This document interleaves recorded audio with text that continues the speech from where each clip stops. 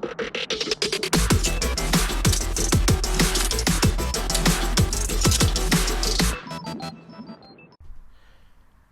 my friends, Ahsoka the Geek here, and for today's review, we are going to take a look at the McFarlane Toys DC Multiverse, the Dark Knight Trilogy Wave.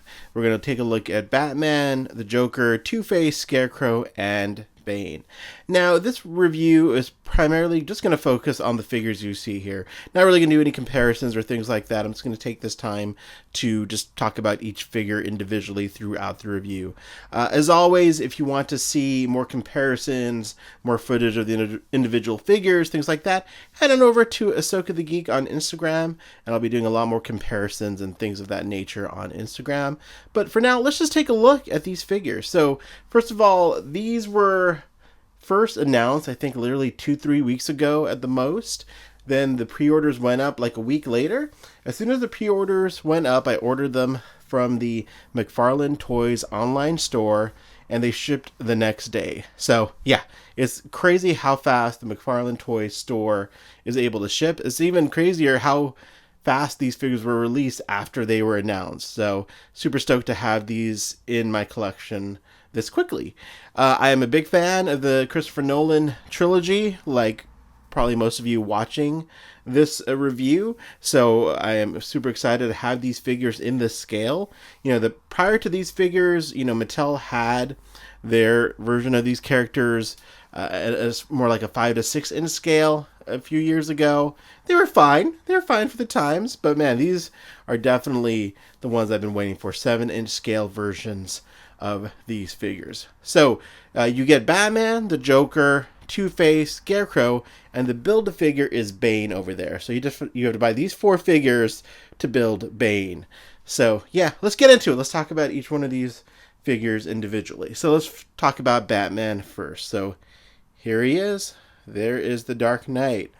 So I've seen some comments on my Instagram that the colors aren't correct here, that it really should be all black with some gray in the middle. And I think that's probably a valid observation. I have the Hot Toys version of this figure, and yeah, it is an all black figure with some gray in the middle. So, that makes sense. But I mean, honestly, I didn't even notice that.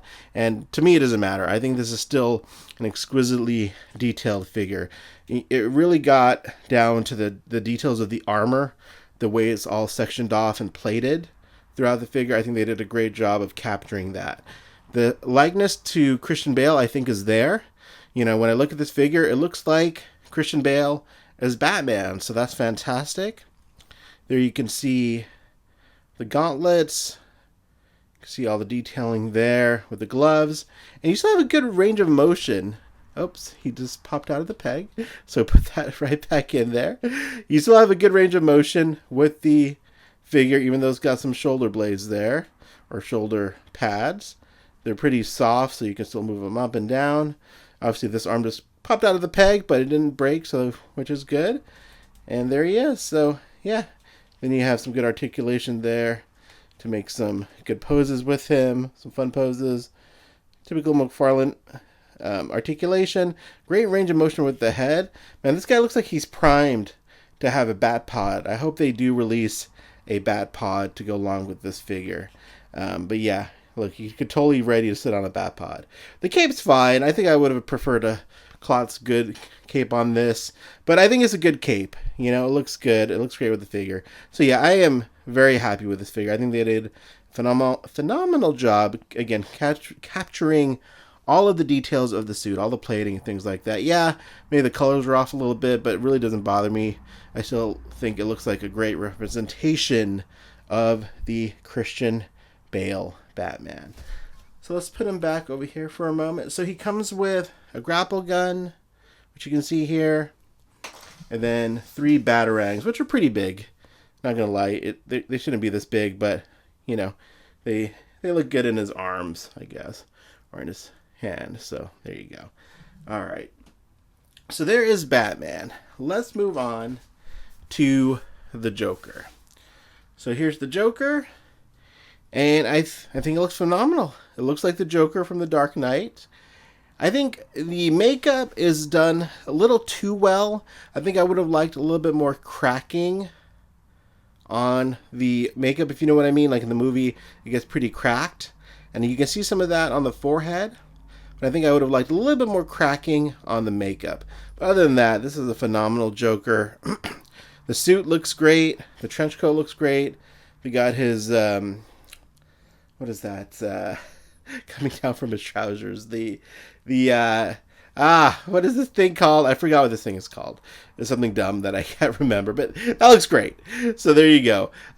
He has a open-fisted arms, which is perfect for holding a weapon that he did not come with, because of course none of the DC figures from Warner Brothers or due to Warner Brothers are allowed to have any weapons, like guns or things like that. So definitely take a look at the McFarlane accessory pack to fill in the void for weapons. If you look on my Instagram, I did a reel where I showed him holding a few different guns, which, or one gun actually, but it worked pretty well. So yeah, I think the other thing with this Joker, I would say I wish he was smiling a little bit more. He looks super menacing here, and I love the head sculpt, but I think a little bit more of a deranged smile would have worked. But other than that, that's a real nitpick. This is a beautiful figure. The chain. This is just his chain. Can't believe I was trying to think of a more complicated word for this, but that's just his chain hanging there. But there you go. That's the chain. It's soft. So yeah, looks good. And yeah, there you go. Typical McFarlane articulation here. Good range of motion. Got a little bit of a nag crunch there. Good movement with the head, so you can make some really fun, menacing Joker looks and so on. So yeah, he looks great. There he is. All right, let's put him back over here and see if I can get him to stand. I know I should have taken the stands out, but I was lazy.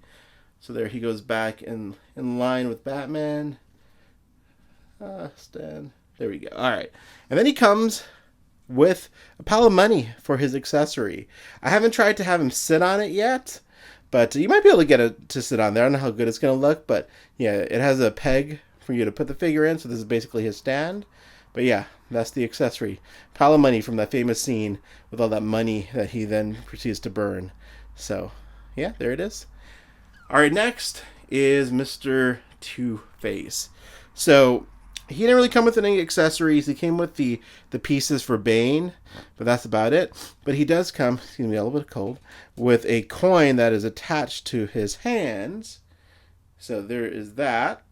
Oh, he's out of frame. There's the coin that's attached to his hands, which I think is great. I like that it's attached so you won't have to lose it. But yeah, this figure looks phenomenal. Now, does that look like Aaron Eckhart? No. I'm sure they couldn't get his likeness rights or didn't want to pay for him. But I think this is fine. It looks like the movie Two-Face to me, and especially the scarred version. Like, look at that. The scarred half. Or the scarred side of his face. There are the words. Words are reported. It looks great. Love the tearing on the suit. It looks just like the movie, I think. And yeah, beautiful figure. I don't know. I think this is my second favorite in the line next to Batman from this wave. I just really love this Two-Face. Good range of motion there with the head. Good articulation. The only thing that bothers me with any of these figures that have like a suit is how they, they're connected here. It makes like the shirt look like it's torn. I wish they would just make it like the Joker. They didn't do that for the Joker. I wish it would look more like that.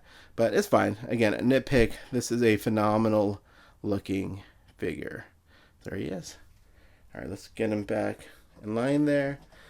I know some of you asking, why don't you just put him on the stands? One thing, I'm lazy to get him out of the stand. It's not lazy, I just haven't done it yet. But I also like to see if I can get my figures to stand without the help of a stand. I feel like that's important in an action figure, that it stand on its own accord. So, anyways, it's been a little tangent for the day, guys. All right, next up is Scarecrow. I will say this is probably my least favorite of the wave. I don't particularly like this look for Scarecrow. It's fine, and it's movie accurate. He's got like the worms coming out of it. Like I remember, I think it was Rachel Dawes when she's hallucinating and looking at him. This is kind of the way he looks. But yeah, I would have liked, I don't know what I would have liked. Something a little bit different. I think I would have just liked him in a suit with the mask without the worms coming out of it. I think that would have been cooler. But it's fine. It's a fine figure. Definitely my least favorite of the bunch. I would have much preferred Catwoman, even though Scarecrow was in each of the movies, so it makes sense that he's included here. I would have much preferred a Catwoman figure, but again, it's a nice looking Scarecrow, pretty movie accurate. I like that they put this extra. Does he ever look like this in the movie though? Like even when people are hallucinating, does he look like this? I know he's got the mask, but I don't remember him with his rest of like the stray jacket outfit. So I'm curious. And he did come with 2 extra hands. So there you go. All right, so let's put him back. All right, and finally we have Bane. Now this is the build of Bane, and I think he looks good. But I will say he looks a little plain, if I'm being honest.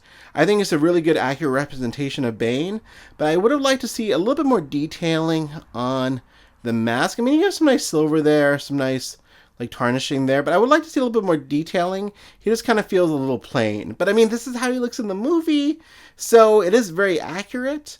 I mean, I will also say that his middle piece is hollow, pretty much, so it gives you that squishy feel.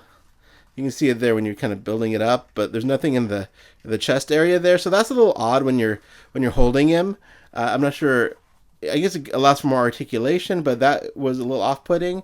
But I mean, he looks great on the shelf, and I guess by making him hollow in the middle, you can do more dynamic poses with him. But I honestly still love this figure. I mean, it's Bane, and it's as he looks in the Dark Knight Rises. Just wish he had a little bit more detailing, especially when he put him next to like Batman or any of the other figures. But yeah, I mean, everything looks great, though. The pants look good. They got the cargo pants going.